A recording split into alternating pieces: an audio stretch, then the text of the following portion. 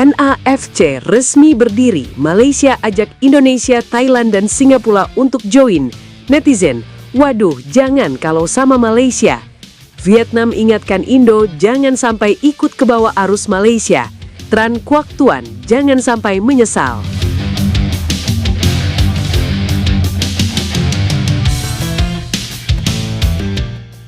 Keputusan yang sebelumnya terdengar seperti gertakan kosong, kini benar-benar berubah jadi langkah nyata yang mengguncangkan sepak bola Asia. Malaysia resmi keluar dari AFC dan mendeklarasikan federasi tandingan bernama NAFC.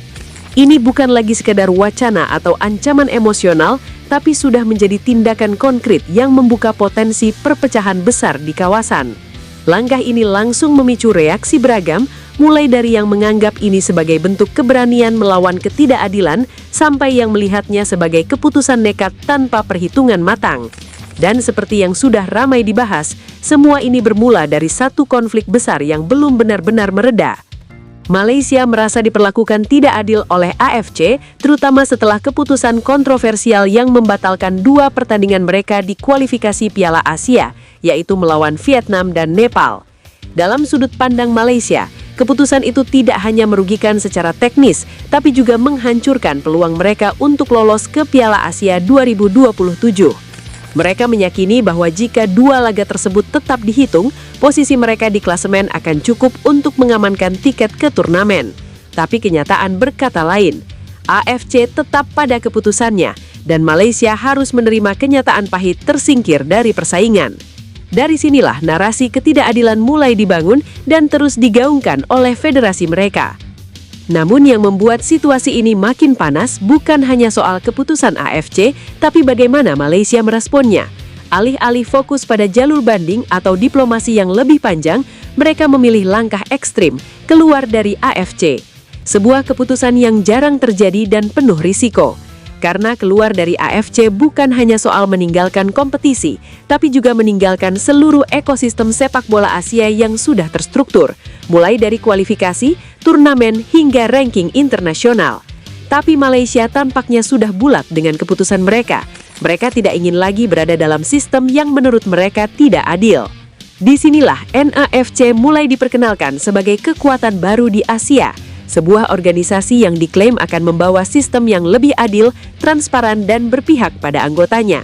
Malaysia mencoba membangun narasi bahwa ini bukan sekadar pelarian, tapi langkah revolusioner.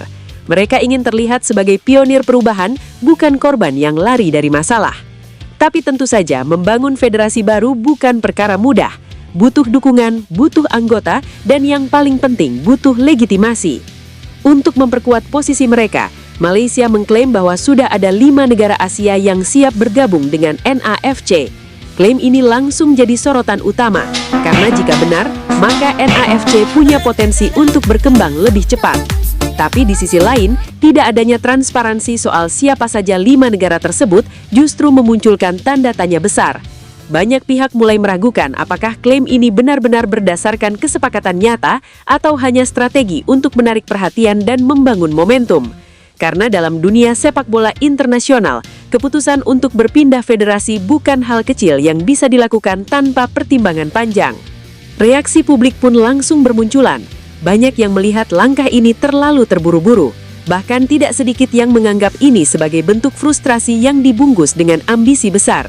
Netizen dari berbagai negara mulai membandingkan NAFC dengan organisasi besar seperti AFC yang sudah punya sejarah panjang dan sistem yang jelas. Di titik ini, perdebatan mulai melebar. Apakah NAFC benar-benar bisa menjadi alternatif atau hanya akan jadi proyek ambisius yang sulit bertahan dalam jangka panjang? Di tengah semua itu, langkah Malaysia yang mengajak Indonesia, Thailand, dan Singapura untuk ikut bergabung justru jadi titik paling krusial. Ini bukan sekadar ajakan biasa, tapi upaya untuk menarik kekuatan utama Asia Tenggara agar ikut membentuk blok baru.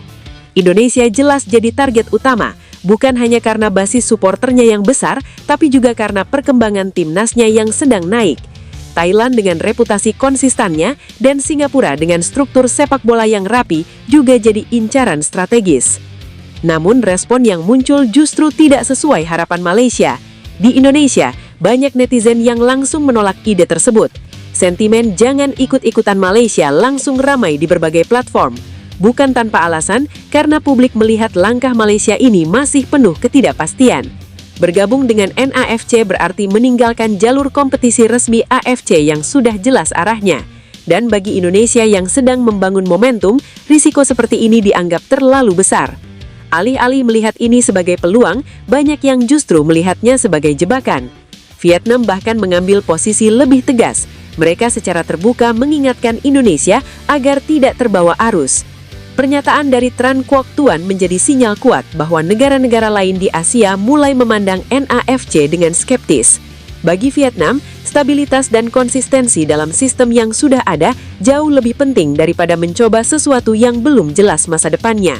Dan peringatan ini bukan sekadar opini, tapi juga refleksi dari pengalaman mereka dalam menghadapi dinamika sepak bola Asia. Situasi ini menempatkan Indonesia dalam posisi yang sangat menentukan. Di satu sisi, ada ajakan untuk menjadi bagian dari kekuatan baru. Di sisi lain, ada risiko besar yang mengintai jika keputusan diambil tanpa perhitungan matang.